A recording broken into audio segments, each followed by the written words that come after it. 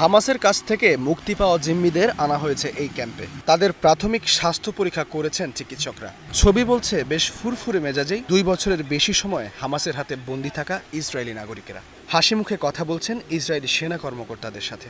তাদের অভিব্যক্তি, সাজ পোশাক আর চুলের ভাঁজ বলছে হামাসের হাতে অন্তত নির্মম নির্যাতনের শিকার তারা হননি। জিম্মিদের স্বজনদের বক্তব্যেও সেই আভাসই মিলেছে। আমার ভাই 2 বছর পর ফেরত এসেছে। সে ভালো আছে। সে এখন সম্পূর্ণ একটা নতুন মানুষ, আমার নতুন ভাই। আমি আমার এই নতুন ভাইয়ের সঙ্গে আড্ডা দিতে মুখিয়ে আছি। সাম্প্রতিক যুদ্ধবিরতির শর্ত হিসেবে হামাসের হাতে থাকা 48 জিম্মির মধ্যে জীবিত 20 জনকে ফেরত দিয়েছে হামাস।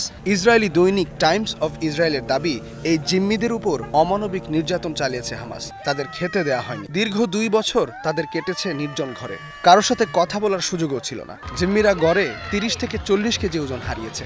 যদিও এই দাবির পক্ষে কোনো প্রমাণ দেয়নি ইসরায়েলি কর্তৃপক্ষ।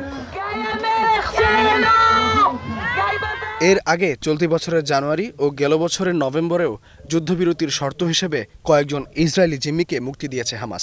সে সময় জিম্মিদের প্রতি সদয় আচরণ ও বিদায় বেলায় হামাস সদস্যদের সাথে জিম্মিদের আন্তরিক মুহূর্তের ছবিগুলো বিশ্বব্যাপী আলোচনার খোরাক জুগিয়েছে। হামাস সদস্যদের সাথে জিম্মি এক ইসরায়েলি তরুণীর ভালোবাসার সম্পর্ক গড়ে ওঠার ঘটনাও গণমাধ্যমের শিরোনাম হয়েছে। মুক্তির পর সেই জিম্মিদের মন্তব্য ছিল, হামাস সদস্যরা কখনোই তাদের সাথে কোনো খারাপ আচরণ করেননি। ইসরায়েলি জিম্মিদের বিনিময়ে ফিলিস্তিনিদেরকেও মুক্তি দিয়েছে নেতানিয়াহু প্রশাসন। মুক্তি পাওয়া ফিলিস্তিনিদের চেহারাই বলে দেয় ইসরায়েলি কারাগারে তারা কেমন ছিলেন। ইসরায়েলি কারাগারে বন্দীদের উপর অমানবিক নির্যাতন নতুন কিছু নয়।